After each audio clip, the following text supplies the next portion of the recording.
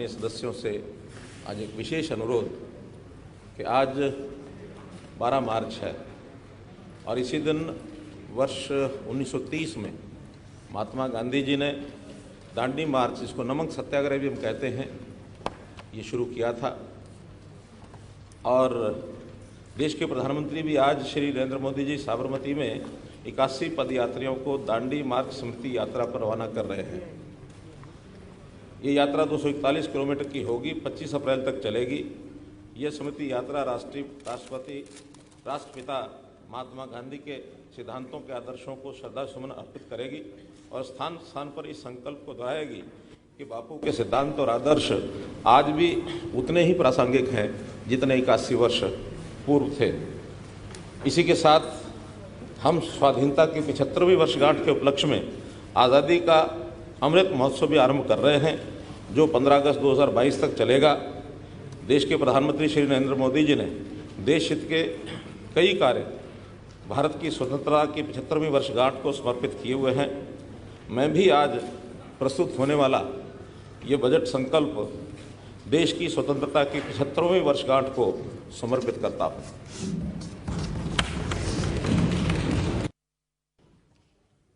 माननीय अध्यक्ष महोदय, आज मैं इस गरिमामयी सदन के समक्ष वर्ष 2021-22 के लिए राज्य बजट प्रस्तुत करने जा रहा हूँ। वक्रतुंड महाकाय सूर्यकोटि समप्रभा निर्विघ्नं कुरु मे देव सर्व कार्येषु सर्वदा। माननीय अध्यक्ष महोदय, वर्ष 2021-22 के लिए बजट कोविड-19 के उत्पन्न अप्रत्याशित वैश्विक संकट के साये और ऐसी चुनौतियों के बीच तैयार किया गया है जो पहले कभी सामने नहीं आई। तथापि माननीय प्रधानमंत्री श्री नरेंद्र मोदी जी के ऊर्जावान नेतृत्व में हमारा राष्ट्र इस संकट से निपटने में सक्षम रहा है। भारत ने लगभग 98% रिकवरी दर के साथ कोविड-19 की गति को धीमा किया है। भारत उन देशों में से एक है जहां प्रति 10 लाख की जनसंख्या पर 112 की न्यूनतम मृत्यु दर है और तुलनात्मक रूप से प्रति 10 लाख की जनसंख्या पर लगभग 130 न्यूनतम सक्रिय मामले हैं। हमें अपने वैज्ञानिकों पर गर्व है।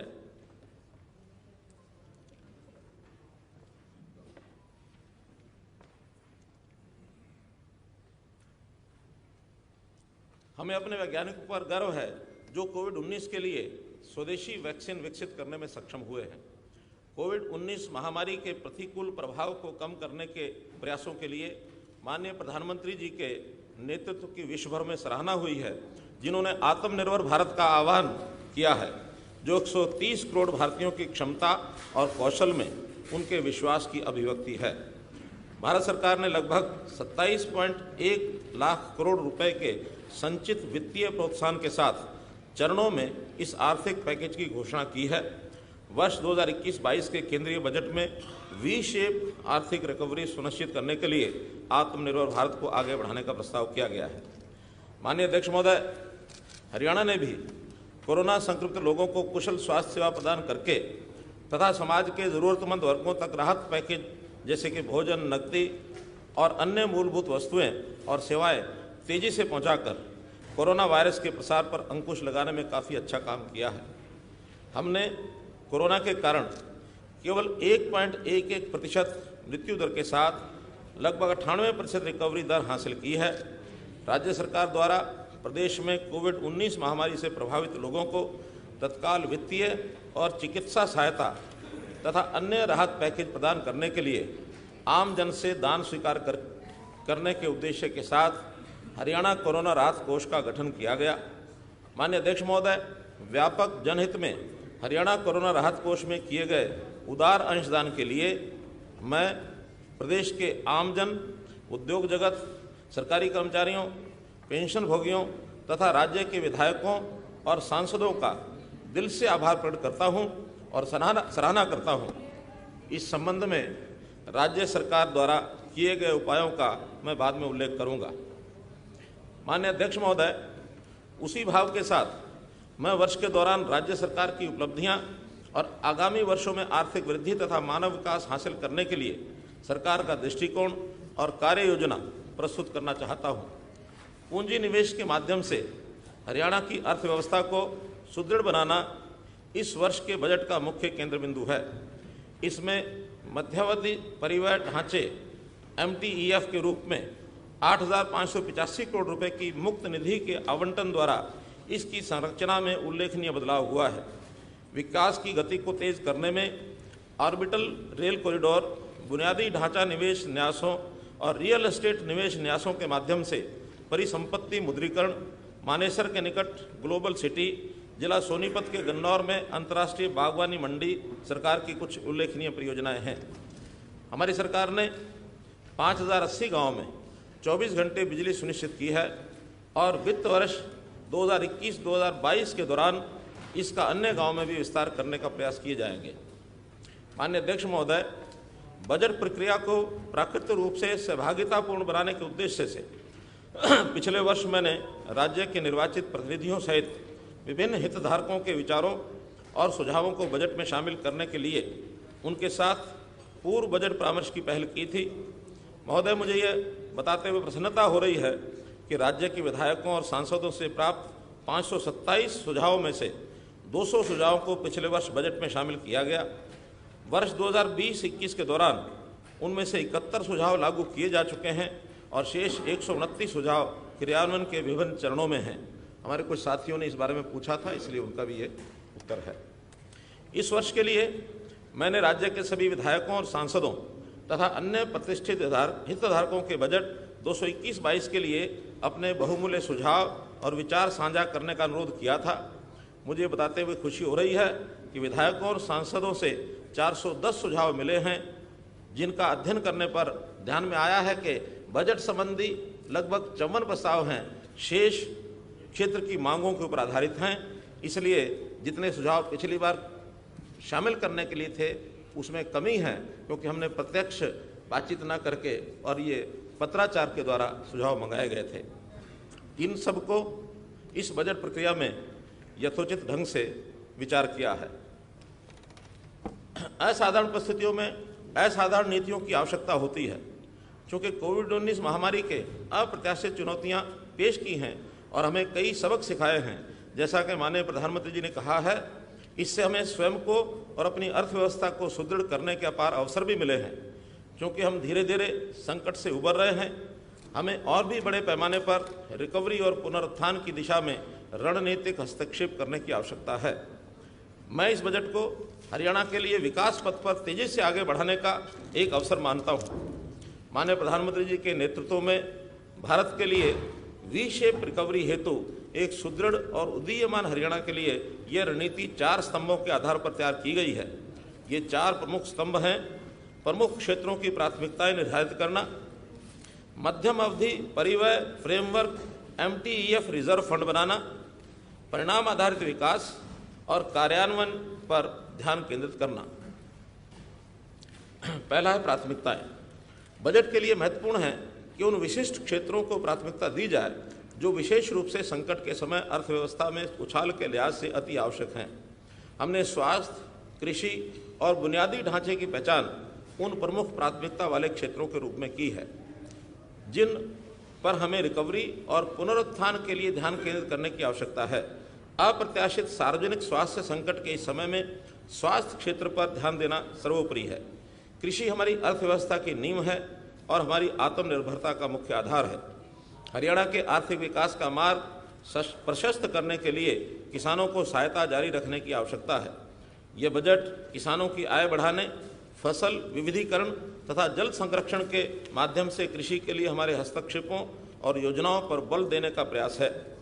इन पहलों को महत्वपूर्ण बुनियादी ढांचा उपलब्ध करवाकर ही पोषित किया जा सकता है, फिर चाहे वह स्वास्थ्य नेटवर्क का विस्तार हो, टीकाकरण की पहुंच बढ़ाना हो, परीक्षण प्रयोगशालाओं की स्थापना और इसी तरह के अन्य कार्य हों, खेत पर ही संस्करण की अवसंरचना विकसित करना हो, या फिर फसल विविधीकरण को बढ़ावा देने के लिए सिंचाई, विशेषकर सूक्ष्म सिंचाई सुविधाओं का विस्तार हो, रेल और सड़क अवसंरचना लॉजिस्टिक्स प्रदान करने के लिए महत्वपूर्ण है, जो अर्थव्यवस्था की रिकवरी और पुनरुद्धार को सुनिश्चित कर सकती है। राज्य की अर्थव्यवस्था में मांग को बढ़ाने के लिए इंफ्रास्ट्रक्चर पर विशेष निवेश करना बेहद जरूरी है। दूसरा, medium term expenditure framework reserve fund. हालांकि बजट का आवंटन वार्षिक आधार पर किया जाता है, कई परियोजनाओं की परिपक्वता अवधि 1 वर्ष से अधिक की होती है। हमारी सरकार इस वास्तविकता को भली भांति समझती है कि व्यवहारिक योजना के लिए आवश्यक है कि कई परियोजनाओं, विशेषकर जिनमें बुनियादी ढांचा शामिल होता है, के लिए 3 से 10 वर्ष की अवधि की अनुमति दी जानी चाहिए। अतः मैं बजट में ऐसी परियोजनाओं के लिए मध्यम अवधि परिव्यय फ्रेमवर्क का प्रावधान करके एक नई रणनीति प्रस्तुत कर रहा हूँ। हालांकि नियमित आवंटन करते समय परंपरागत वार्षिक समय सीमा का पालन किया जाएगा।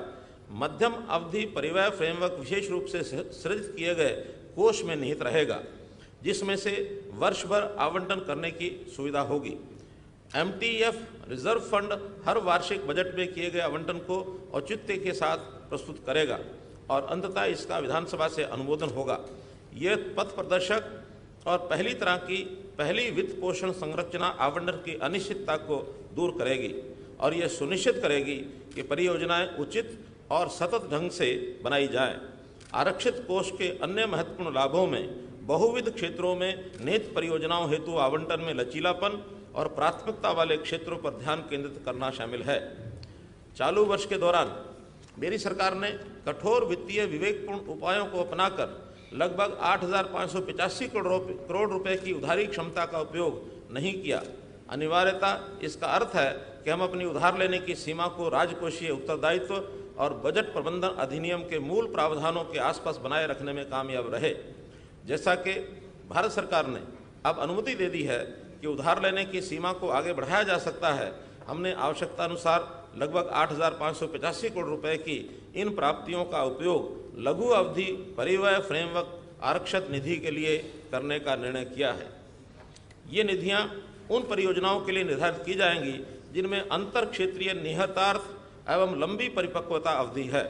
हम इस वर्ष इस कोष के तहत निर्धारित निधियों का उपयोग विशेष परियोजनाओं पर करने के इच्छुक हैं जो स्वास्थ्य, कृषि तथा अवसंरचना पर केंद्रित हैं।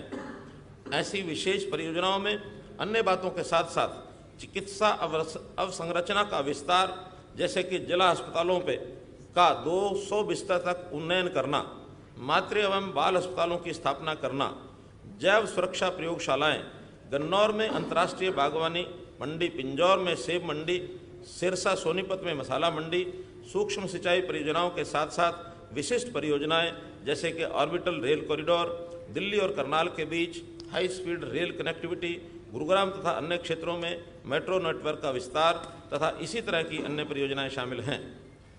तीसरा बिंदु है परिणाममुखी वृद्धि। मेरी सरकार ने परिणाम हासिल करने पर विशेष बल दिया है ताकि ये सुनिश्चित किया जा सके कि सार्वजनिक धनराशि का आवंटन और व्यय फलदायी तरीके से किया जाए जो कि विशिष्ट परिणामों पर लक्षित हो। इस उद्देश्य के लिए हमने विभिन्न योजनाओं के बजटीय आवंटनों तथा केंद्रित कार्यान्वयन के माध्यम से सतत विकास लक्ष्य GDP प्राप्त करने पर ध्यान केंद्रित किया है। GSD क्या बोलते हैं? हाँ, सतत विकास लक्ष्य गोल्स प्राप्त करने पर ध्यान केंद्रित किया है। मुझे गर्व है कि हरियाणा देश का पहला राज्य है जिसने बजट में आवंटित एक रुपए के लिए आउटकम फ्रेमवर्क विकसित किया है। हमने इस फ्रेमवर्क को पिछले बजट के साथ प्रस्तुत किया और हमने इस वर्ष भी इस प्रथा को जारी रखा है। हरियाणा देश का ऐसा पहला राज्य भी है जिसने विशिष्ट सतत विकास लक्ष्यों के तहत प्रगति को बजटीय परिव्यय के साथ जोड़ा है। हमने UNDP के सहयोग से एक SDG समन्वय केंद्र की स्थापना की है, डेवलपमेंट गोल्स हैं, और हरियाणा राजकोषीय प्रबंधन संस्थान के माध्यम से हम इसे और आगे ले जाने का इरादा रखते हैं। परिणामों पर इस केंद्रित दृष्टिकोण के साथ हम विजन 2030 को साकार करने में पूरी प्रतिबद्धता से आगे बढ़ेंगे। रोजगार सृजन अल्पावधि से मध्यावधि का परिणाम है। हमने इस संबंध में कई प्रमुख पहल की हैं जिसमें देश का पहला और एकमात्र कौशल विश्वविद्यालय, सक्षम युवा कार्यक्रम, अनूठा रोजगार पोर्टल शामिल है। जो रोजगार के अवसरों के लिए नौकरी के इच्छुक युवाओं के कौशल का मानचित्रण करता है। चौथा है क्रियान्वयन पर बल। शासन और सेवा प्रदायगी में सुधार ये सुनिश्चित करने के लिए महत्वपूर्ण है कि इन परियोजनाओं से होने वाले लाभ पात्र लाभार्थियों पर लक्षित हों। मुझे सम्मानित सदन को अवगत कराते हुए बड़ा गर्व हो रहा है कि पिछले वर्ष की गई परिवार पहचान पत्र की पथ प्रदर्शक पहल ने तेजी से प्रगति की है और व्यापक कवरेज हासिल की है। ये पहल नागरिकों को पेपरलेस, फेसलेस सेवा मुहैया करवाकर ईज ऑफ लिविंग को बेहतर बनाने में दूरगामी साबित होगी। इससे राज्य में नागरिक सुविधा बढ़ाने और सुशासन हासिल करने में मदद मिलेगी। इसके क्रियान्वयन में हमारी रणनीति अंत्योदय अंतिम व्यक्ति तक पहले सेवा पहुंचाना और उत्थान करना के सिद्धांत पर आधारित है। भारत सरकार के सफल महत्वाकांक्षी जिला कार्यक्रम से प्रेरणा लेते हुए हम राज्य के सबसे कम विकसित खंडों में व्यापक और परिवर्तनकारी विकास पर ध्यान केंद्रित करने के लिए महत्वाकांक्षी खंड दृष्टिकोण अपनाकर उनके विकास पर ध्यान केंद्रित करना चाहते हैं। माननीय अध्यक्ष महोदय, शासन कम से कम, सुशासन अधिकतम के सिद्धांत की अपनी प्रतिबद्धता को दोहराते हुए राज्य ने विभिन्न अधिनियमों के तहत लाइसेंस के नवीनीकरण की आवश्यकता को समाप्त करके विनिर्माण उद्योग पर अनुपालन बोझ को कम किया है। सरकार ने विभागों में विभिन्न लाइसेंसों के लिए स्वतः नवीनीकरण का भी प्रावधान किया है। राज्य सरकार भारत सरकार के न्यूनतम विनियामक अनुपालन की प्रतिबद्धता पर भी सक्रिय रूप से कार्य कर रही है और साथ ही जिला स्तर पर कारोबारी सुगमता को बेहतर बनाने के लिए कदम उठाए गए हैं। यह 4 स्तंभीय दृष्टिकोण वी शेप रिकवरी हासिल करने तथा उदीयमान अर्थव्यवस्था का मार्ग प्रशस्त करने की हमारी रणनीति का आधार है। हरियाणा में आर्थिक विकास की गति राज्य के प्रत्येक व्यक्ति की आय और खरीद क्षमता बढ़ाने के लक्ष्य पर आधारित होनी चाहिए। हमने विशेष रूप से तैयार की गई कार्य योजना को अपनाने का निर्णय लिया है और उम्मीद है कि ये हमारे राज्य के आर्थिक सफर में स्थायी, समावेशी और जमीनी स्तर के विकास के साथ जीवंत और आत्मनिर्भर हरियाणा बनाने में मील का पत्थर साबित होगी। स्थूल मानक सही अर्थों में वर्ष 2014-2020 तक की अवधि में हरियाणा के सकल राज्य घरेलू उत्पाद की वार्षिक औसत दर 6.24% रही, जो 2014-15 के 3,70,534 करोड़ 51 लाख रुपए से बढ़कर 2020-21 में 5,28,069 करोड़ 75 लाख करोड़ रुपए हो गई है। दूसरी ओर इसी अवधि के दौरान अखिल भारतीय वास्तविक सकल घरेलू उत्पाद की वार्षिक औसत दर 4.28% रही। परिणाम स्वरूप अखिल भारतीय सकल घरेलू उत्पाद में हरियाणा के सकल राज्य घरेलू उत्पाद की हिस्सेदारी निरंतर बढ़ी है। हालांकि कोविड-19 महामारी के कारण अखिल भारतीय सकल घरेलू उत्पाद में 2020-21 में 7.96% का संकुचन हुआ है। इसकी तुलना में हरियाणा में 2020-21 में राज्य के सकल घरेलू उत्पाद में केवल 5.65% संकुचन दर्ज किया गया। हरियाणा की प्रति व्यक्ति आय अखिल भारतीय औसत से तुलनात्मक रूप से अधिक रही है, जो कि पिछली वृद्धि से उल्लेखनीय रूप से अधिक है। वर्तमान मूल्यों पर अखिल भारतीय प्रति व्यक्ति आय 14-15 में 86,647 रुपये थी, जो 2019-20 में बढ़कर 1,34,186 रुपये हो गई, जबकि हरियाणा में ये 2014-15 के 1,47,382 रुपये से बढ़कर 2019-20 में 2,47,628 रुपये हो गई। वर्तमान अनुमानों के अनुसार वर्ष 2020-21 में अखिल भारतीय स्तर पर प्रति व्यक्ति आय घटकर 1,27,768 रुपये और हरियाणा के मामले में ये 2,39,535 रुपये रह गई। कृषि प्रधान राज्य से औद्योगिक राज्य के रूप में हरियाणा के संरचनात्मक परिवर्तन की विकास यात्रा ने सेवा क्षेत्र में मजबूत वृद्धि के साथ प्रभावी आर्थिक विकास में राज्य की मदद की है। कुल सकल राज्य मूल्य वर्धित में सेवा क्षेत्र की हिस्सेदारी 2011-12 में 44.9% से बढ़कर 2019-20 में 51.1% हो गई। वर्ष 2020-21 में प्राथमिक क्षेत्र की हिस्सेदारी बढ़कर 19.1% हो गई, परंतु द्वितीयक क्षेत्र का हिस्सा घटकर क्रमशः 30% और तृतीयक क्षेत्र का हिस्सा 50.9% रह गया। वर्ष 2019-20 में कुल प्राथमिक क्षेत्र में कृषि और संबद्ध गतिविधियों का योगदान 98.96% रहा तथा शेष हिस्सेदारी 1.04% खनन क्षेत्र की रही, जबकि द्वितीय क्षेत्र में विनिर्माण और निर्माण क्षेत्र प्रमुख योगदानकर्ताओं के रूप में उभर कर आए। वर्ष 2019-20 के लिए कुल द्वितीय क्षेत्र में विनिर्माण क्षेत्र की हिस्सेदारी 70.99%, जबकि निर्माण क्षेत्र की हिस्सेदारी 25.21% रही। इसके अलावा ये ध्यान रखना महत्वपूर्ण है कि विनिर्माण क्षेत्र की हिस्सेदारी 2011-12 में 61.61% से बढ़कर 2019-20 में 70.99% हो गई, जिससे प्रदर्शित होता है कि हरियाणा ने औद्योगिक क्षेत्र में तेजी से प्रगति की है। हरियाणा में तृतीयक क्षेत्र में तीव्र वृद्धि मुख्य रूप से दो विशिष्ट समूहों के कारण थी। पहले समूह में रियल एस्टेट, आवासीय और व्यावसायिक सेवाओं का स्वामित्व शामिल है, जिसके बाद व्यापार, मरम्मत, होटल और रेस्तरां का नंबर आता है। सबसे पहले ये उल्लेख करना महत्वपूर्ण है कि ये दोनों क्षेत्र कुल मिलाकर तृतीय क्षेत्र का लगभग 64.2% हैं। विशेष रूप से बढ़ती प्रवृत्ति के साथ रियल एस्टेट, आवासीय और व्यावसायिक सेवाओं के स्वामित्व की हिस्सेदारी सबसे अधिक है, क्योंकि इसका हिस्सा 2011-12 में 33.30% से बढ़कर 2019-20 में 34.02% हो गया, जबकि इस अवधि के दौरान 26.93% से 30.14% की वृद्धि के साथ दूसरी उच्चतम हिस्सेदारी व्यापार, मरम्मत, होटल और रेस्तरां की रही। बजट 2021-22। पिछले वर्ष मैंने विभिन्न 132 योजनाओं का युक्तिकरण किया था।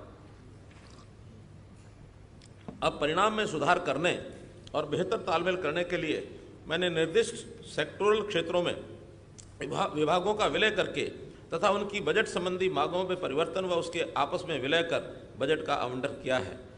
माननीय अध्यक्ष महोदय, मैं 2021-22 के लिए 1,55,645 करोड़ रुपए के बजट का प्रस्ताव करता हूँ, जो कि संशोधित अनुमान 2020-21 के 1,37,738 करोड़ रुपए से 13% अधिक है। बजट परिव्यय में 25% अर्थात 38,718 करोड़ रुपए के पूंजीगत खर्च और 75% 1,16,927 करोड़ रुपए राजस्व रूप में शामिल है, राजस्व खर्च के रूप में शामिल है। मैंने इस वर्ष के बजट आवंटन को सतत विकास लक्ष्यों के साथ भी संरेखित किया है। माननीय अध्यक्ष महोदय, 1,55,645 करोड़ रुपए के कुल बजट में से 45,066 करोड़ रुपए राज्य में क्रियान्वित की जा रही SDG से संबंधित योजनाओं के लिए आवंटित किए गए हैं, जिनका विवरण एक अलग दस्तावेज में दिया गया है। यद्यपि कोविड-19 संकट अचानक आया, तथापि हम पूर्ववर्ती सालों में सरकार द्वारा किए गए विभिन्न उपायों के कारण इसके दुष्प्रभाव को कम करने में सफल रहे हैं। हमारी सरकार ने ऐसे अदृश्य दुश्मन के खिलाफ लड़ने के लिए राज्य को सुदृढ़ करने के लिए अत्यधिक काम किया है। हमने राज्य में स्वास्थ्य क्षेत्र के बुनियादी ढांचों को सुदृढ़ करने, मुख्यमंत्री परिवार समृद्धि योजना जैसी सामाजिक सुरक्षा योजना शुरू करने, अंतिम व्यक्ति तक पहुंच के लिए तकनीक का अधिकतम उपयोग करने का काम किया है। पिछले साल के बजट में वेंटिलेटर और ALM एम्बुलेंस की संख्या बढ़ाने का प्रावधान किया गया था। मैंने पिछले साल के बजट में राज्य में सभी जिलों में MRI, कैथ लैब और CT स्कैन की सुविधाओं का विस्तार प्रस्ताव किया था, जो अभी क्रियान्वित किया जा रहा है। हमारी सरकार स्वास्थ्य क्षेत्र में बुनियादी ढांचे के सुधार और कृषि क्षेत्र सहित आधारभूत ढांचे में निवेश के लिए काम करती रहेगी। राजकोषीय मानक। माननीय अध्यक्ष महोदय, हरियाणा ने राजकोषीय उत्तरदायित्व एवं बजट प्रबंधन विनियमों FRBM का पालन करते हुए अपने राजकोषीय घाटे को राज्य सकल घरेलू उत्पाद के 3% के भीतर रखने में सफलता प्राप्त की है। हालांकि कोविड-19 संकट के कारण राज्य में आर्थिक गतिविधियों के रुकने से राज्य सरकार की राजस्व प्राप्ति पर भारी दबाव पड़ा है। दूसरी ओर चिकित्सा, आर्थिक और सामाजिक क्षेत्रों में इस महामारी से राहत के उपायों के कारण हुई है।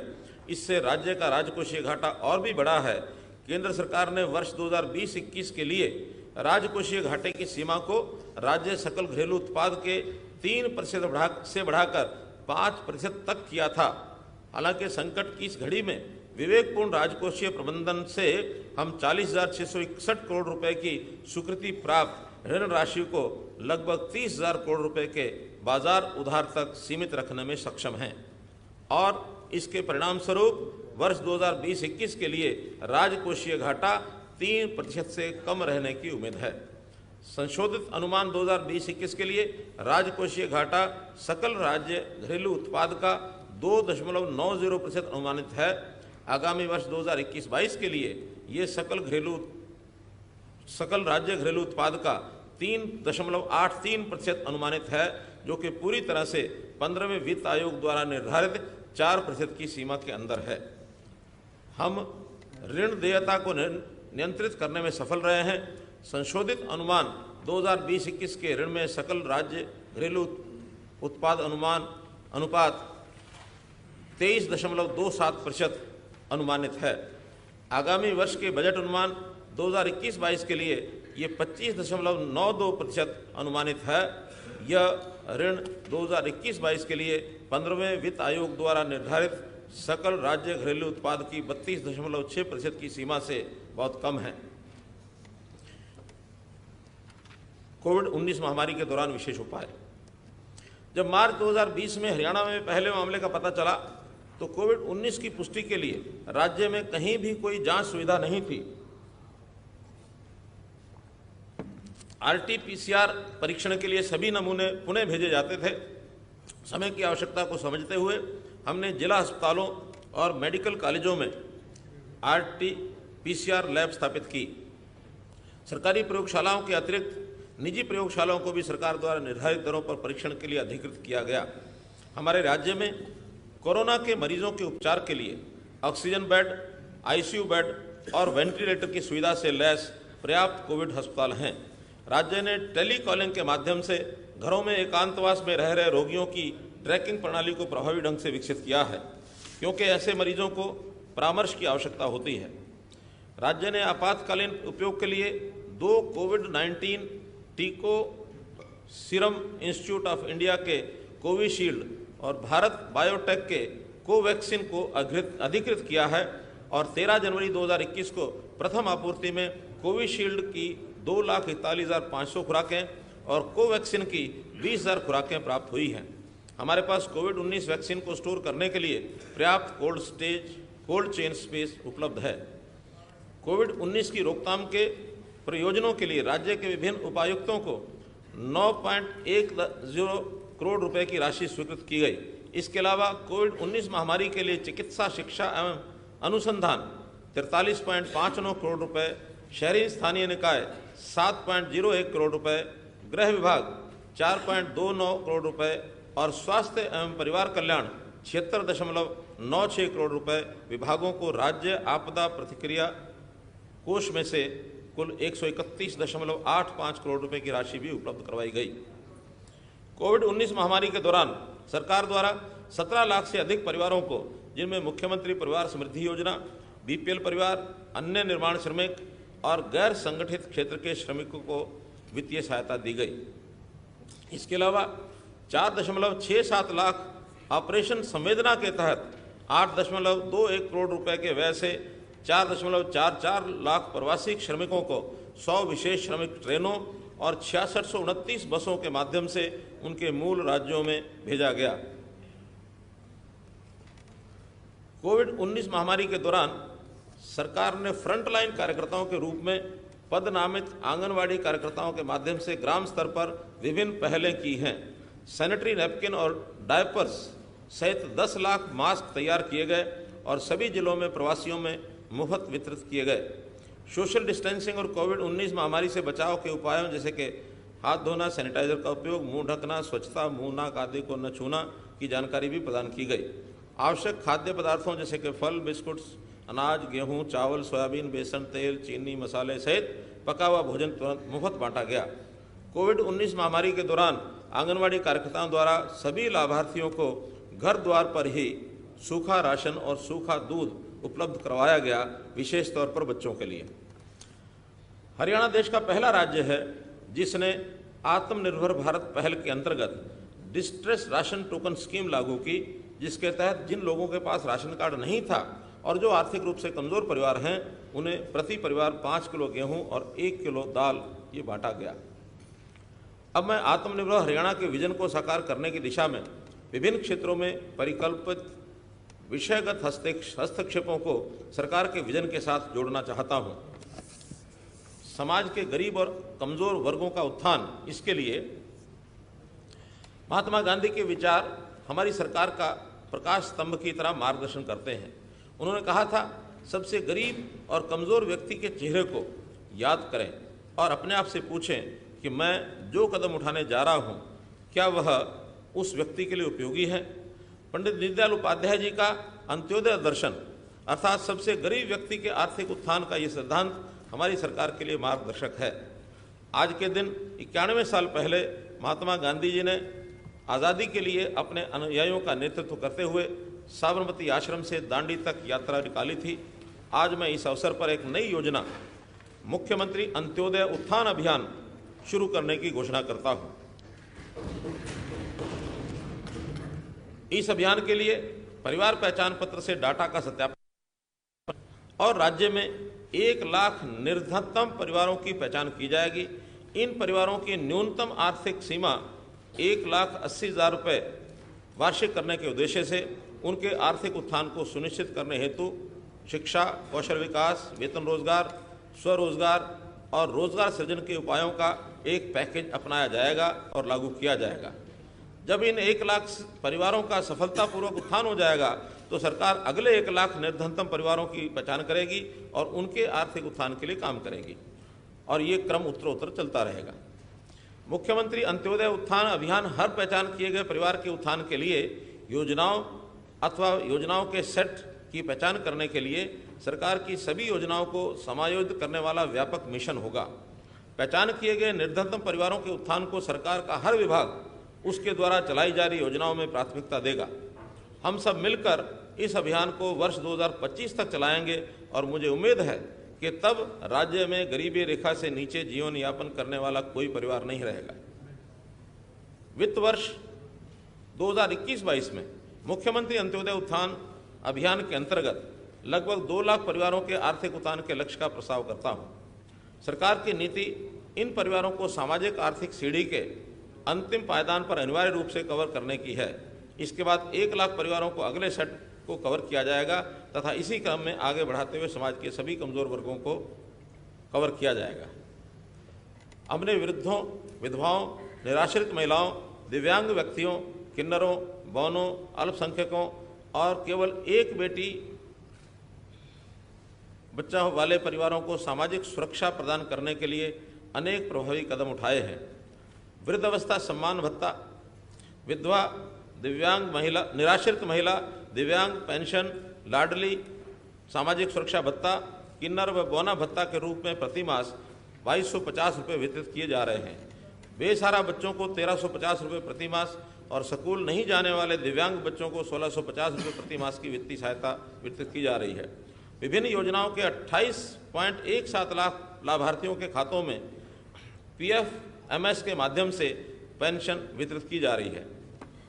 समाज के बुजुर्गों की समस्याओं के दृष्टिगत और उनके प्रति अपार सम्मान व्यक्त करते हुए मैं वृद्धावस्था सम्मान भत्ता इस वर्ष 1 अप्रैल से 2500 रुपये करने की घोषणा करता हूं। वर्ष 2020-21 की बजट घोषणा के अनुसार मुख्यमंत्री विवाह शगन योजना के अंतर्गत लाभ पात्रों को शादी से पहले या शादी के दिन ही इस योजना का लाभ देने के लिए योजना का सरलीकरण किया गया है। अनुसूचित जाति के मेधावी विद्यार्थियों को प्रोत्साहित करने के लिए डॉक्टर अंबेडकर मेधावी छात्र योजना के तहत कक्षा 11वीं स्नातक के प्रथम वर्ष और स्नातकोत्तर पाठ्यक्रम में प्रथम वर्ष में 8,000 रुपये लेकर 12,000 रुपये प्रति वर्ष तक की छात्रवृत्तियां दी जा रही हैं। पिछड़े वर्गों के विद्यार्थियों को 10वीं कक्षा के उनके अंकों के आधार पर छात्रवृत्तियां दी जा रही हैं। हमारी सरकार 2,50,000 रुपये तक की वार्षिक आय वाले अनुसूचित जाति और पिछड़े वर्गों के उम्मीदवारों को विभिन्न प्रतियोगी और प्रवेश परीक्षाओं जैसे सिविल सेवा परीक्षा, banking, railway, SSC, HTET, CGL और एनईटी व जेईई इत्यादि के लिए प्रतिष्ठित संस्थानों के माध्यम से मुफ्त कोचिंग प्रदान कर रही है।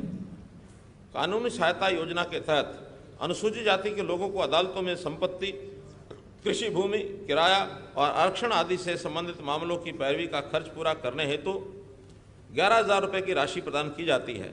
मैं इसे बढ़ाकर 22,000 रुपया करने का प्रस्ताव करता हूँ।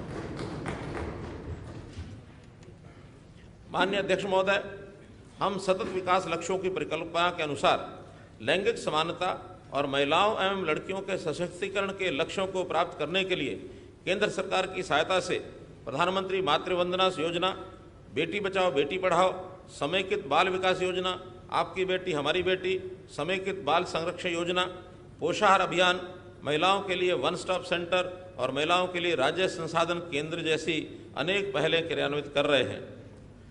लक्षित 4,000 प्ले वे स्कूल खोलने के प्रस्ताव से बच्चों का सर्वांगीण विकास होगा। पहले चरण में स्कूल परिसरों या विभागीय भवनों में संचालित 1135 आंगनवाड़ी केंद्रों को प्ले स्कूल में अपग्रेड किया जाएगा और मार्च 2021 से अप्रैल 31 मार्च 22 तक 4,000 केंद्रों को प्ले वे स्कूल में अपग्रेड किया जाएगा। 2 चरण है। पहले चरण में 1135 आंगनवाड़ी केंद्र और मार्च 21 से ये चलाए जाएंगे। दूसरे चरण में 21-22 में 2,865 आंगनवाड़ी केंद्रों को प्ले वे स्कूल में अपग्रेड किया जाएगा। 43। इसके अलावा 2 चरणों में 500 क्रचों को भी संचालित किया जाएगा। पहले चरण में 2020-21 में 182 क्रच पहले से ही स्वीकृत हैं और आधुनिक सुविधाओं के साथ संचालित किए जा रहे हैं। वर्ष 2021-22 में विभिन्न जिलों में कामकाजी महिलाओं की संख्या का आंकलन करने के बाद मौजूदा आंगनवाड़ी केंद्रों का उन्नयन करके शेष 318 क्रच शुरू किए जाएंगे। राज्य सरकार ने लिंग संवेदीकरण योजना के तहत दिसंबर 2020 तक लगभग 13.64 करोड़ रुपए की लागत से लगभग 11 लाख महिलाओं एवं किशोरियों को मुफ्त सैनिटरी नैपकिन वितरित करके 10 से 45 वर्ष की आयु वर्ग की महिलाओं और बच्चियों को लाभान्वित किया है। पोषण अभियान का लक्ष्य किशोरियों, गर्भवती महिलाओं, स्तनपान कराने वाली माताओं एवं 0 से 6 वर्ष की आयु के बच्चों के पोषण की स्थिति पर बल देना है। हरियाणा के सभी जिलों में यह अभियान चलाया जा रहा है। इस अभियान में वर्ष 2020-21 के दौरान 1.22 करोड़ प्रतिभागियों को शामिल किया गया है। नई शिक्षा नीति 2020 के विजन के अनुरूप सरकार अगले 1 साल में आंगनवाड़ियों की कार्यप्रणाली में सुधार लाएगी और शेष बचे 21,962 आंगनवाड़ियों के माध्यम से गुणवत्तापरक खेल खेल में सीख या स्कूल पूर्व शिक्षा प्रदान करेगी। प्राथमिक विद्यालयों में प्रवेश से पहले छोटी आयु के बच्चों के लिए एक ठोस मौलिक आधार बनाने से उनके उज्ज्वल भविष्य का मार्ग प्रशस्त होगा। मुख्यमंत्री परिवार समृद्धि योजना। मुख्यमंत्री परिवार समृद्धि योजना देश के सबसे बड़े सामाजिक सुरक्षा कार्यक्रमों में से एक है, जिसे समाज के वंचित वर्गों के भविष्य को सुरक्षित करने के लिए तैयार किया गया है। यह हरियाणा के किसानों एवं असंगठित श्रमिकों के लिए पेंशन तथा परिवार भविष्य निधि के आश्वासन के साथ राज्य के सभी आर्थिक रूप से कमजोर वर्गों के लिए जीवन एवं दुर्घटना बीमा सुनिश्चित करके उनकी सार्वभौमिक सामाजिक सुरक्षा की दिशा में उठाया गया एक कदम है।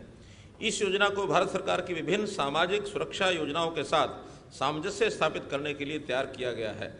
इस योजना का उद्देश्य 1,80,000 रुपये प्रति वर्ष तक की आय और 5 एकड़ प्रति परिवार तक की कुल भूमि जोत तथा परिवार पहचान पत्र संख्या वाले परिवारों को 6,000 रुपया वार्षिक की वित्तीय सहायता प्रदान करना है। हरियाणा सरकार की राज्य बीमा न्यास के माध्यम से एक सर्वसमावेशी बीमा स्कीम शुरू करने की योजना है। इसमें दुर्घटना या किसी अनहोनी घटना में किसी व्यक्ति या व्यक्तियों के समूह की मृत्यु होने पर विस्तृत बीमा कवर उपलब्ध करवाया जाएगा। ये स्कीम क्रियान्वित होने पर संबंधित विभागों और सार्वजनिक क्षेत्र के उपक्रमों द्वारा चलाई जा रही स्कीमों का स्थान लेगी।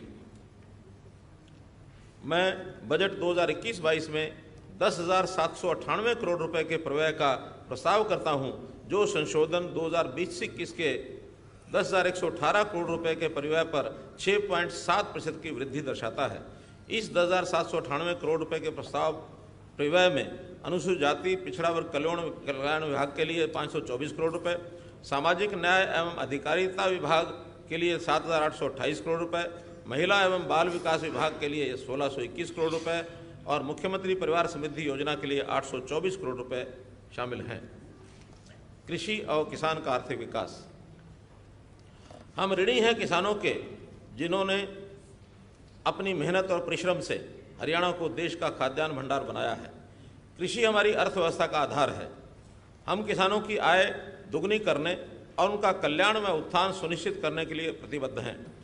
राज्य सरकार मृदा स्वास्थ्य प्रबंधन, एकीकृत शोषण तत्व प्रबंधन, कीट प्रबंधन, गुणवत्तापरक आदानों, उर्वरक, बीज, कीटनाशक आदि की उपलब्धता, क्षारीय और लवणीय जल भराव वाली मृदाओं का सुधार, जल संग्रहण संरचनाओं का निर्माण, खेत में जल प्रबंधन, फार्म मशीनीकरण को प्रोत्साहन, क्षेत्र की कवरेज और उपज का आंकलन, फसल विविधीकरण तथा फलों व सब्जियों को प्रोत्साहन जैसे प्रमुख क्षेत्रों पर ध्यान केंद्रित कर रही है।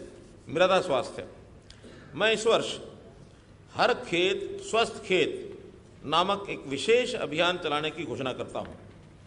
इस अभियान में मृदा स्वास्थ्य और मृदा की गुणवत्ता के आधार पर फसल चयन की सुविधा उपलब्ध करवाने पर बल दिया जाएगा। ये मृदा स्वास्थ्य को लेकर फसलों के चयन, इनपुट्स और प्रसंस्करण और विपणन के हर स्तर पर समाधान उपलब्ध करवाने का एक प्रयास है।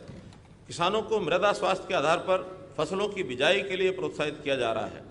पंजीकृत किसानों द्वारा फसल की बिजाई की विशेष जानकारी मेरी फसल मेरा ब्यौरा पोर्टल पर उपलब्ध करवाई जाएगी। मेरी फसल मेरा ब्यौरा पोर्टल पर 9.14 लाख किसानों ने पंजीकृत करवाया है। अप्रैल 2021 से प्रत्येक एकड़ के मृदा नमूनों के संरक्षण और जांच का कार्यक्रम बड़े पैमाने पर शुरू किया जाएगा। आगामी 3 वर्षों में राज्य के पूरे क्षेत्र को कवर किया जाएगा।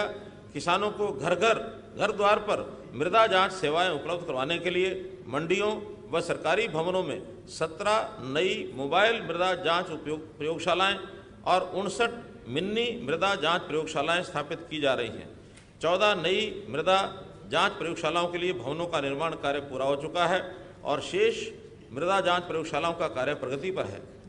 किसानों और विज्ञान के विद्यार्थियों में मृदा स्वास्थ्य प्रबंधन के महत्व के संबंध में जागरूकता बढ़ाने, विज्ञान के विद्यार्थियों को मृदा व पानी के नमूनों की जांच तथा उन्हें एक उद्यमी के रूप में कार्य करने में सक्षम बनाने के लिए सरकार द्वारा उन्हें प्रशिक्षण प्रदान करने की पहल की गई है।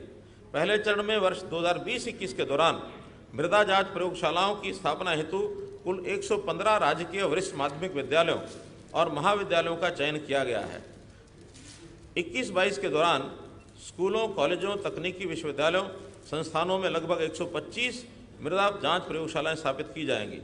इससे एक ओर तो किसानों को लाभ होगा और दूसरी ओर विद्यार्थियों को earn while you learn scheme के माध्यम से एक अनूठा अवसर मिलेगा।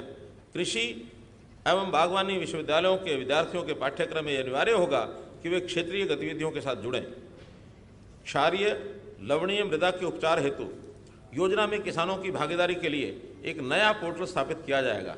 वर्ष 2021-22 में कम से कम 1 लाख एकड़ भूमि सुधार का प्रस्ताव है। कृषि उत्पाद संगठनों की स्थापना, FPOs, इसके तंत्र का विस्तार करना सरकार की एक और प्राथमिकता है। सरकार का मार्च 2021 तक 500 किसान उत्पादक संगठन स्थापित करने का लक्ष्य है, जिसके विरुद्ध 486 किसान उत्पादक संगठन बनाए जा चुके हैं और मार्च 2022 तक 1000 किसान उत्पादक संगठन स्थापित किए जाएंगे। उद्यमिता को बढ़ावा देने के लिए फसल समूह विकास कार्यक्रम स्थापित किया जा रहा है। प्रधानमंत्री फसल बीमा योजना। राज्य सरकार ने खरीफ 2020 के एक संशोधित प्रधानमंत्री फसल बीमा योजना अधिसूचित की है।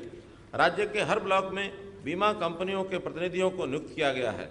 इस योजना के तहत अब तक 13.27 लाख किसानों ने 2,980.74 करोड़ रुपए की बीमा क्लेम राशि का लाभ उठाया है, जबकि खरीफ 2020 के दौरान 9,14,273 किसानों को कवर किया गया था। सरकार ने फसल अवशेष प्रबंधन के लिए बड़े पैमाने पर अभियान शुरू किया है। अलग अलग किसानों को सब्सिडी पर 10,042 मशीनें प्रदान की गई हैं। 1345 कस्टम हायरिंग सेंटर खोले गए हैं। इन प्रयासों के फलस्वरूप फसल अवशेष जलाने की घटनाएं 19-20 में 6,364 से कम होकर 20-21 में 5,678 रह गई। इसके अलावा स्थल और अन्य स्थानों पर फसल अवशेष प्रबंधन के लिए व्यापक प्रबंधन योजना तैयार की गई है। इस वर्ष फसल अवशेषों के उपयोग के लिए प्रदेश में पेट्रो मंत्रालय के सहयोग से 100 कंप्रेस्ड बायोगैस तथा बायोमास प्लांट स्थापित किए जाएंगे। इन बायोगैस और बायोमास संयंत्रों आदि को धान के पुआल की आपूर्ति के लिए कैचमेंट एरिया उपलब्ध करवाने के लिए धान उत्पादक गांवों का मानचित्रण भी किया जा रहा है। फसल विविधीकरण और भूजल की किफ़ायती प्रयोग के लिए मेरा पानी मेरी विरासत योजना शुरू की गई है। तदनुसार 97,000 एकड़ क्षेत्र को धान से अन्य फसलों जैसे कि मक्का, कपास, बाजरा, दालों, सब्जियों, चना और चारा आदि के अधीन लाया गया है। सरकार द्वारा किसानों को प्रोत्साहन के रूप में या धान से अन्य वैकल्पिक फसलों के विविधीकरण के लिए 7,000 रुपये प्रति एकड़ की सब्सिडी प्रदान की जा रही है। वर्ष 2021-22 के दौरान धान के अधीन क्षेत्र 2 लाख एकड़ कम करने का लक्ष्य है।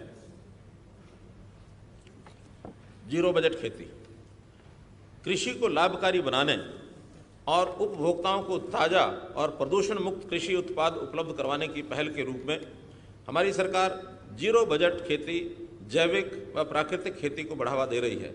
इस पद्धति में 3 वर्षों में 1 लाख एकड़ क्षेत्र को कवर किया जाएगा।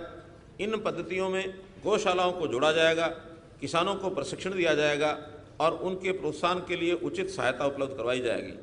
इन पद्धतियों से उत्पादित कृषि पैदावार की बिक्री को प्रोत्साहित करने के लिए परीक्षण और प्रमाणीकरण के लिए प्रयोगशालाएं स्थापित की जाएंगी। किसान मित्र योजना, हमारी सरकार किसान मित्र योजना नाम से एक नई योजना शुरू करने जा रही है। ये योजना 5 एकड़ से कम खेती करने वाले छोटे किसानों के सशक्तिकरण के लिए वित्तीय सेवाएं सुनिश्चित करने एवं उनके आर्थिक प्रबंधन में आने वाली कठिनाइयों को दूर करने हेतु हरियाणा सरकार की सर्वाधिक महत्वपूर्ण पहलों में से एक है। इसका मुख्य उद्देश्य किसानों को वित्तीय संस्थानों से अच्छा तालमेल करने, वहाँ से नकदी प्राप्त करने, नकदी निकालने, नकदी जमा कराने, शेष राशि की जानकारी देने, पिन बदलने, नई पिन बनाने, मिनी स्टेटमेंट, चेकबुक के लिए अनुरोध, आधार नंबर अपडेशन, ऋण के लिए अनुरोध, मोबाइल नंबर अपडेशन, समस्याओं के पंजीकरण, फीडबैक इत्यादि जैसी विविध सेवाओं के माध्यम से सुविधाएं देना है। इस योजना का मुख्य पहलू है कि इस योजना में बैंकों की साझेदारी से राज्य में 1000 किसान एटीएम स्थापित करने की परिकल्पना की गई है। खरीद, हरियाणा रबी की फसलों गेहूं, चना, सरसों, सूरजमुखी तथा खरीफ की फसलों धान, बाजरा, मक्का, मूंग, मूंगफली पर न्यूनतम समर्थन मूल्य दे रहा है। हरियाणा सरकार ने सूचना प्रौद्योगिकी सक्षम प्लेटफॉर्म के माध्यम से खाद्यान्नों की खरीद को सुचारू बनाने के लिए कई ठोस कदम उठाए हैं, जिसके परिणाम स्वरूप पारदर्शिता आई है और किसानों तथा अन्य हितधारकों के साथ बेहतर अंतरफलक स्थापित हुआ है। कोविड-19 महामारी के बावजूद सरकार ने रबी 2020-21 में 74.01 लाख मीट्रिक टन गेहूं तथा 7.49 लाख मीट्रिक टन सरसों की खरीद की है। खरीफ 2020-21 के दौरान सरकार द्वारा 56.07 लाख मीट्रिक टन धान और 7.76 लाख मीट्रिक टन बाजरे की खरीद की गई। इसके अतिरिक्त फसल विविधीकरण को प्रोत्साहन देने के उद्देश्य से मक्का, चना और मूंगफली की फसलों की भी सरकारी खरीद की गई। वर्ष 2020-21 के खरीद कार्यों के लिए सरकारी एजेंसियों द्वारा न्यूनतम समर्थन मूल्य के रूप में किसानों को 29,950 करोड़ रुपए तथा अन्य हितधारकों को लगभग 1800 करोड़ रुपए का भुगतान किया गया। सरकार की योजना रबी सीजन 2021 में लगभग 81 लाख मीट्रिक टन गेहूं और 7 लाख मीट्रिक टन सरसों तथा वर्ष 21-22 में लगभग 60 लाख मीट्रिक टन धान और 7 लाख मीट्रिक टन बाजरे की खरीद करने की है। सरकार मक्का, सूरजमुखी, मूंग, चना और मूंगफली की खरीद भी अपनी नीति को जारी रखते हुए फसलों के विविधीकरण के लिए किसानों को प्रोत्साहन देना जारी रखेगी। सरकार कृषि उत्पादन के लिए अतिरिक्त भंडारण क्षमता सृजित कर रही है। हमने इस वर्ष 6.60 लाख मीट्रिक टन भंडारण क्षमता बढ़ाने का निर्णय लिया है। भंडारण क्षमता के निर्माण के लिए साइलो का उपयोग किया जाएगा। कृषि विपणन, एक अन्य पहल में राष्ट्र स्तरीय कृषि उत्पादों के विपणन के लिए हरियाणा सरकार द्वारा जिला सोनीपत के गन्नौर में 545 एकड़ भूमि पर भारत अंतर्राष्ट्रीय बागवानी मंडी स्थापित की जा रही है। इस परियोजना की कुल लागत 2400 करोड़ रुपए से अधिक है, जिसमें से 1600 करोड़ रुपए की राशि RIDF NIDA के तहत नाबार्ड से जुटाई जाएगी और शेष 800 करोड़ रुपए की राशि राज्य सरकार द्वारा प्रदान की जाएगी। हरियाणा राज्य कृषि विपणन बोर्ड द्वारा वस्तु विशिष्ट मंडियां विकसित की जा रही हैं। पिंजौर में सेब मंडी, गुरुग्राम में पुष्प मंडी, सोनीपत के सिरसा में मसाला मंडी विकसित की जा रही है। राज्य सरकार से कृषि निर्यात को बढ़ावा देने के लिए कृषि निर्यात नीति तैयार कर रही है। हरियाणा कृषि उद्योग निगम लिमिटेड राज्य में पैकेज्ड बीटा, अन्य उपभोक्ता वस्तुओं आदि के लिए एक नेटवर्क स्थापित करने के लिए 22 जिलों में 2000 रिटेल आउटलेट स्थापित करने का इच्छुक है। हरियाणा भारत के उन 18 राज्यों में से है जिन्होंने 81 कृषि उपज विपणन समितियों में ई नाम लागू किया है। शेष 32 मंडियों को ई नाम के साथ शीघ्र जोड़ा जाएगा। इससे किसानों को उनकी उपज के उचित मूल्य की जानकारी सुलभ हो जाएगी। कृषि उपज के प्रबंधन में मार्केट यार्ड की दक्षता में सुधार और फसल के कटाई उपरांत नुकसान को कम करने के लिए राज्य की सभी प्रमुख मंडियों में फसल सुखाने के लिए machine, silo, grading, loading, unloading, वजन व सिलाई, छटाई, पैकेजिंग जैसी सुविधाएं उपलब्ध करवाने की योजना है। हरियाणा भंडारण निगम के गोदामों को कवर करने के लिए चरणबद्ध ढंग से क्लोज सर्किट टीवी कैमरे लगाए जा रहे हैं। बोर्ड द्वारा किसानों और मजदूरों को 10 रुपये की सब्सिडी दर पर भोजन मुहैया करवाने के लिए राज्य की 25 मंडियों में अटल किसान मजदूर कैंटीन स्थापित की गई है। बागवानी,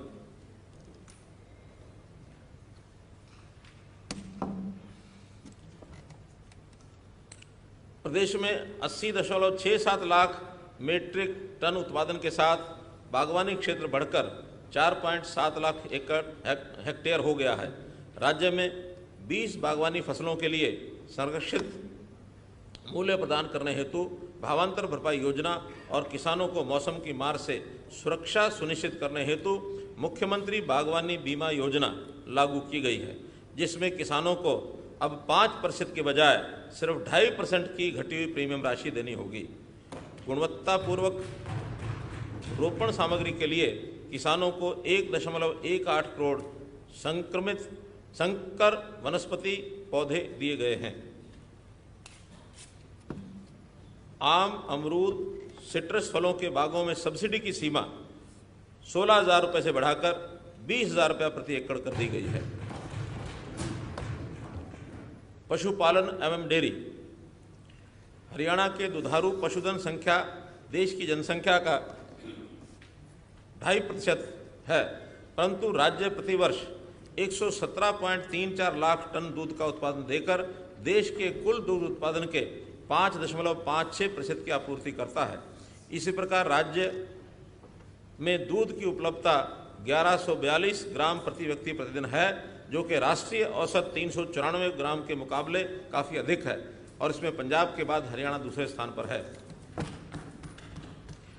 डेयरी, पशुपालन और अन्य संबंधित गतिविधियों में लगे पशुपालक किसानों की कार्यशील पूंजी आवश्यकताओं की समय पर पूर्ति के लिए राज्य के विभिन्न बैंकों द्वारा 8 लाख पशुपालक किसानों को पशुधन किसान क्रेडिट कार्ड प्रदान करने के लिए एक विशेष अभियान चलाया जा रहा है।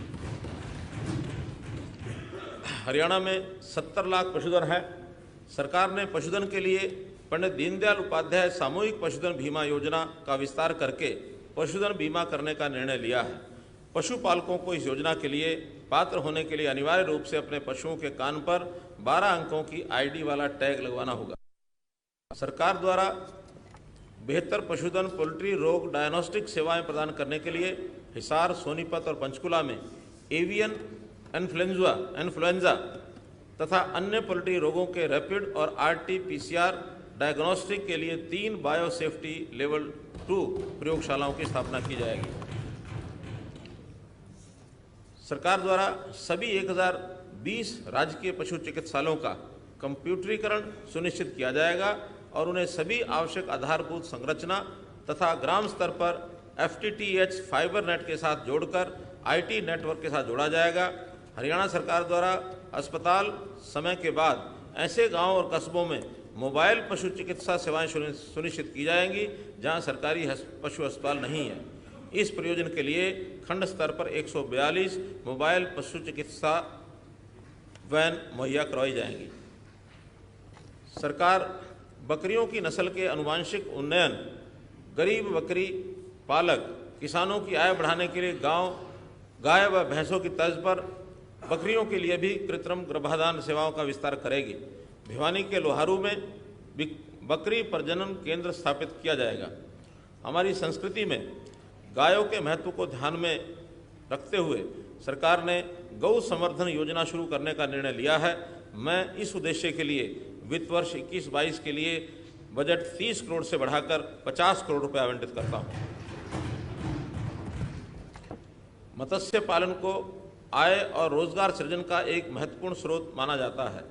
हरियाणा अंतर्देशीय जलीय कृषि के माध्यम से एक प्रमुख मत्स्य उत्पादक है। हरियाणा में औसत 9.6 मीट्रिक टन प्रति हेक्टेयर मत्स्य उत्पादकता दर्ज की गई है, जो कि राष्ट्रीय स्तर पर 3 मीट्रिक टन प्रति हेक्टेयर औसत मत्स्य उत्पादकता से अधिक है। मत्स्य पालक किसानों की आय को दोगुना करने के उद्देश्य से हरियाणा सरकार द्वारा 2021-22 से 2024-25 के दौरान प्रधानमंत्री मत्स्य संपदा योजना के तहत 1090 हेक्टेयर लवणता प्रभावित क्षेत्र और 5000 हेक्टेयर ताज़ा पानी वाले अतिरिक्त क्षेत्र का विकास किया जाएगा। करनाल और चरखी दादरी में 2 बड़े फिश फीड मिल प्लांट स्थापित किए गए हैं। झींगा कल्चर के लिए लवणता प्रभावित क्षेत्र विकसित करने के लिए 2021-22 में भिवानी के गरवा गांव में उत्कृष्टता केंद्र स्थापित किया जाएगा। प्रधानमंत्री मत्स्य संपदा योजना के तहत वर्ष 2021-22 से 2024-25 तक 10 स्मॉल फिश फीड मिल प्लांट यूनिट स्थापित की जाएगी। भविष्य में लुप्तप्राय होने के कगार पर पहुंची मछली प्रजातियों को संरक्षित करने और उनकी संख्या बढ़ाने के लिए पंचकुला के टिक्कर ताल में 40,000 मत्स्य बीज तथा यमुनानगर, करनाल और पानीपत में पश्चिमी यमुना नहर के प्राकृतिक जल में 1.6 लाख मत्स्य बीज का स्टॉक किया गया है। सरकार ने मत्स्य पालन अवसंरचना विकास निधि नाबार्ड के तहत 68.95 करोड़ रुपए के परियोजना प्रस्ताव राष्ट्रीय मत्स्य पालन विकास बोर्ड हैदराबाद और भारत सरकार के अनुमोदनार्थ प्रस्तुत किए हैं। सहकारिता। दक्षिण हरियाणा में एक नया दुग्ध संयंत्र स्थापित करने का प्रस्ताव है, जो राष्ट्रीय राजधानी क्षेत्र को कवर करेगा। इसकी पैकिंग क्षमता 3 लाख लीटर प्रतिदिन की होगी। इसे 5 लाख लीटर प्रतिदिन तक बढ़ाया जा सकेगा। जिला भिवानी के गांव सिरला में एक लघु दुग्ध संयंत्र की स्थापना प्रस्तावित है। बजट 21-22 में 6,110 करोड़ रुपये परिव्यय प्रस्तावित है। इसमें 2,998 करोड़ रुपए कृषि कल्याण, 489 करोड़ रुपए बागवानी, 1225 करोड़ रुपए पशुपालन डेयरी, 125 करोड़ रुपए मत्स्य पालन, 1274 करोड़ रुपए सहकारिता के लिए हैं। बजट अनुमान 21-22 6,110 करोड़ रुपए का व्यय 2021 के 5,052 करोड़ रुपए की तुलना में 20.9% अधिक है। अगला 2 वर्ष एक विशेष योजना द्विवार्षीय जल योजना, नाम इसका वास्तव में द्विवार्षीय जल प्रबंधन योजना, सिंचाई एवं जल संसाधन। माननीय अध्यक्ष महोदय, जल वर्तमान एवं भावी पीढ़ी के लिए एक बहुमूल्य उपहार है। जल संरक्षण और इसके किफ़ायती उपयोग हमारी सरकार की सर्वोच्च प्राथमिकता है। पानी के संरक्षण, प्रबंधन और पुनः उपयोग, रिचार्ज और रिसाइक्लिंग पर बल देने के लिए मैं आगामी 2 वर्षों अर्थात 2021 से 2023 को द्विवार्षीय जल प्रबंधन योजना के रूप में मनाने का प्रस्ताव करता हूं। जल संसाधन प्रबंधन के क्षेत्र में हमने कई संस्थागत और ढांचागत परिवर्तन किए हैं। इनमें लघु और दीर्घावधि परिप्रेक्ष्यों के साथ सतत जल संसाधन प्रणाली विकसित करने के उद्देश्य से हरियाणा जल संसाधन प्राधिकरण की स्थापना और न्यायोचित समान तथा दक्षतापूर्ण उपयोग हेतु भूजल तथा सतही जल का आंकलन करना प्रमुख है। हमने मौजूदा कमान क्षेत्र विकास प्राधिकरण को सुदृढ़ बनाया है और हरियाणा में कृषि उत्पादन व उत्पादकता तथा किसानों की आय बढ़ाने के लिए इसके नियमित कमान क्षेत्र विकास कार्यक्रम के तहत सूक्ष्म सिंचाई को प्रोत्साहित और क्रियान्वित करने के उद्देश्य से सूक्ष्म सिंचाई एवं कमान क्षेत्र विकसित प्राधिकरण के रूप में इसका पुनः नामकरण किया है। इस दृष्टिकोण के साथ सरकार ने वित्त वर्ष 2021-22 में 4 जिलों नामता महेंद्रगढ़, चरखी दादरी, भिवानी और फतेहाबाद पर विशेष बल देने का निर्णय लिया है। तालाबों के समूचे विकास कार्य के समन्वय निगरानी हेतु हरियाणा तालाब एवं अपशिष्ट जल प्रबंधन प्राधिकरण को नोडल एजेंसी घोषित किया गया है। इस प्राधिकरण द्वारा सीवरेज पाइपलाइन बिछाना, अपशिष्ट जल के तालाब में डालने हेतु पक्की ड्रेन, अपशिष्ट जल उपचार, तालाब की खुदाई, बांध का निर्माण, तालाब के चारों ओर जलीय पौधे, घास लगाना, ट्रैक बिछाना, तालाब में जलापूर्ति और ड्रेनेज, अतिरिक्त पानी से सूक्ष्म सिंचाई, मत्स्य पालन और तालाब के पानी की गुणवत्ता की जांच जैसे विकास कार्य करवाए जाएंगे। इसके अतिरिक्त सूक्ष्म सिंचाई को प्रोत्साहित करने तथा मौजूदा 35 एसटीपी के औपचारिक अपशिष्ट जल का उपयोग करने के उद्देश्य से नाबार्ड के सूक्ष्म सिंचाई कोष के तहत राज्य के विभिन्न जिलों में खेतों में सूक्ष्म सिंचाई के साथ समुदाय आधारित solar grid power integrated micro irrigation infrastructure की स्थापना हेतु भी एक परियोजना स्वीकृत करवाई गई है। इस वर्णित परियोजना के क्रियान्वयन के बाद यमुना और घग्गर नदी में अपशिष्ट जल का प्रवाह रोका जाएगा और इस पानी को प्रयोग के लिए रिसाइकिल किया जाएगा। यमुना नदी में मानसून अवधि के दौरान उपलब्ध अतिरिक्त पानी का उपयोग करने के लिए प्रमुख सिंचाई तंत्र की वहन क्षमता बढ़ाने और सुधार करने के उद्देश्य से सरकार ने समानांतर दिल्ली शाखा संवर्धन नहर, जवाहरलाल नेहरू कैनाल, हांसी शाखा के पुनरुद्धार की परियोजनाएं नाबार्ड से स्वीकृत करवाई हैं। इन परियोजनाओं का कार्य आगामी वित्त वर्ष की प्रथम तिमाही में शुरू होने की संभावना है। इसके अतिरिक्त भालौट शाखा के पुनरुद्धार की एक परियोजना नाबार्ड को भेजी हुई है। रिसाव और अन्य नुकसानों को नियंत्रित करके तथा नहरों की वहन क्षमता को बढ़ाकर राज्य में पुराने जीर्णशीर्ण सिंचाई नहरी तंत्र का पुनरुद्धार करना सरकार की सर्वोच्च प्राथमिकता है। लगभग 110 चैनलों का पुनरुद्धार कार्य प्रगति पर है। इसके अतिरिक्त सरकार रेवाड़ी, महेंद्रगढ़, चरखी दादरी, भिवानी में उठान सिंचाई प्रणाली की क्षमता और दक्षता में सुधार पर विशेष बल देकर दक्षिणी हरियाणा के प्रत्येक टेल पर पानी उपलब्ध करवाने के लिए प्रतिबद्ध है। हम यमुना नदी और सहायक नदियों गिरी टोंस से सुनिश्चित जलापूर्ति के लिए यमुना नदी पर अपस्ट्रीम स्टोरेज बांधों रेणुका, किसाई और लखवाड़ व्यासी के निर्माण की जोरदार तरीके से पैरवी कर रहे हैं। इसके अतिरिक्त पवित्र सरस्वती नदी के जीर्णोद्धार के लिए गैर मानसून के दौरान 1680 हेक्टेयर मीटर की शुद्ध गतिशील भंडारण क्षमता के साथ आदिबद्री बांध, सोम सरस्वती बैराज और सोम सरस्वती जलाशय के निर्माण की एक परियोजना सरकार के विचाराधीन है। पोंटा साहब से कलेसर तक यमुना नदी के प्रवाह क्षेत्र में हथनीकुंड बैराज की अपस्ट्रीम में एक बांध बनाने का प्रस्ताव है। ये बांध पहले ही प्रस्तावित 3 अपस्ट्रीम स्टोरेज बांधों रेणुका, किसाऊ और लखवाड़ ब्यासी से बचे लगभग 20.43% कैचमेंट एरिया में उत्पन्न बाढ़ों के पानी का भंडारण करेगा।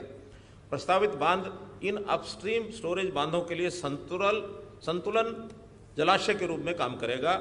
इसकी प्राथमिक रिपोर्ट आने वाले वित्त वर्ष में तैयार की जाएगी ताकि इसके निर्माण के लिए साझेदार राज्यों और केंद्रीय जल आयोग से सैद्धांतिक अनुमति ली जा सके। मेवात क्षेत्र में पेयजल पानी के लिए सरकार ने 100 क्यूसेक की मेवात फीडर नहर का निर्माण करने का निर्णय।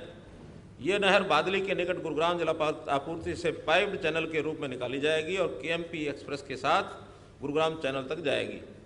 इसके अतिरिक्त खेतों में भरे बारिश के पानी से डार्क जोन में भूजल को रिचार्ज करने के लिए मेरा पानी मेरी विरासत के तहत 1000 रिचार्ज बोरवेल के निर्माण की योजना को स्वीकृति प्रदान की गई है। इस योजना से हर वर्ष जल भराव होने वाले लगभग 8000 एकड़ भूमि में सुधार होगा। इन रिचार्ज वेल का कार्य दिसंबर 2021 के अंत तक पूरा हो जाएगा। राज्य सरकार रावी ब्यास नदियों के पानी के प्रवेश का न्यायोचित हिस्सा प्राप्त करने के लिए पूरी निष्ठा ठोस प्रयासों से एसवाइएल नहर के निर्माण के लिए प्रतिबद्ध है। मैं विशेष रूप से 21-22 में इस उद्देश्य के लिए 100 करोड़ रुपए का परिव्यय आवंटित करने का प्रस्ताव करता हूं और सम्मानित सदस्यों को आश्वस्त करता हूं कि जितने भी अतिरिक्त धन की आवश्यकता होगी सरकार उसको मुहैया कराने के लिए प्रतिबद्ध है।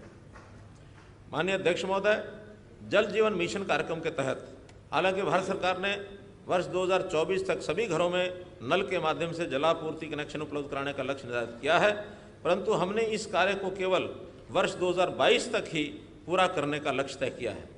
हरियाणा में लगभग 31 लाख ग्रामीण परिवार हैं, जिनमें से जनवरी 21 तक 26.19 लाख ग्रामीण परिवारों को जलापूर्ति कनेक्शन प्रदान किए जा चुके हैं। वर्ष 21-22 के लिए 1.6 लाख घरों का लक्ष्य निर्धारित किया गया है। ग्रामीण संवर्धन जलापूर्ति कार्यक्रम के तहत गांव में जलापूर्ति का स्तर प्रति व्यक्ति 55 से 70 लीटर तक बढ़ाने के लिए मौजूदा जलापूर्ति सुविधाओं में सुधार तथा उन्हें मजबूत किया जा रहा है। ग्रामीण पेयजल आपूर्ति योजनाओं के क्रियान्वयन में तेजी लाने के लिए नाबार्ड से भी धनराशि ली जा रही है। वर्ष 2021 में नाबार्ड द्वारा स्वीकृत 1003 करोड़ रुपए की 12 परियोजनाएं प्रगति पर हैं तथा वर्ष 2021 में रेवाड़ी, नारनौल, जींद में 129 करोड़ रुपए की लागत की 3 परियोजनाएं पूरी हो चुकी हैं। हमने प्रति व्यक्ति प्रतिदिन जलापूर्ति 135 लीटर तक पहुंचाने, सीवरेज प्रणाली बिछाने और सीवेज ट्रीटमेंट प्लांट की स्थापना के लिए महाग्राम योजना शुरू की है। इस कार्यक्रम के तहत अब तक 130 गांव की पहचान की गई है, जिनमें 3 चरणों में कार्य किया जाएगा। पहले चरण में 20 गांव, दूसरे चरण में 38 और तीसरे चरण में शेष 72 गांव शामिल होंगे। हमारी सरकार शहरी क्षेत्रों में प्रति व्यक्ति प्रतिदिन 135 लीटर पानी उपलब्ध करवाने के लिए भी पूरी तरह से दृढ़ संकल्प है। राज्य के 87 कस्बों में पहले ही पेयजल सुविधा उपलब्ध करवाई जा चुकी है। वर्ष 2021 में घरोंडा, निसिंग, त्रावड़ी, स्मालखा की सभी नवविकसित कॉलोनियों में पेयजल की सुविधा मुहैया करवाई गई है। इसके अतिरिक्त लोहारू, हिसार, नरवाना, उचाणा, लाडवा, पुनाड़ा नव विकसित कॉलोनियों में भी पेयजल सुविधा उपलब्ध करवाने का कार्य शुरू कर दिया गया है। सरकार द्वारा 80 कस्बों के 124 सीवरेज ट्रीटमेंट प्लांट की स्थापना का महत्वपूर्ण कार्य किया गया है। कैथल, पुंडी, असंध में सीवरेज ट्रीटमेंट प्लांट के अपग्रेडेशन का कार्य पूरा हो चुका है। भूना, नांगल चौधरी, इस्माइलाबाद, सरोरा में नए सीवरेज प्लांट की स्थापना का कार्य मार्च 21 तक पूरा होने की संभावना है। इंद्री, Palwal, Yamunanagar sewerage treatment plant की स्थापना तथा एलनाबाद, फतेहाबाद, रतिया, टोहाना, सिरसा, रोहतक, तोशाम उनके उन्नयन का कार्य चल रहा है। वर्ष 21-22 में पूरा हो जाएगा। राजौंद व सिसाई में सीवरेज ट्रीटमेंट प्लांट लगाने और सिवानी में सीवरेज ट्रीटमेंट प्लांट के उन्नयन की परियोजना 21-22 में शुरू की जाएंगी। हमारी सरकार ने मुख्य रूप से बिजली संयंत्रों, उद्योगों, सिंचाई तथा नगरपालिकाओं द्वारा उपचारित अपशिष्ट जल का गैर पेयजल परियोजनाओं द्वारा उपयोग करने के लिए एक नीति बनाई है।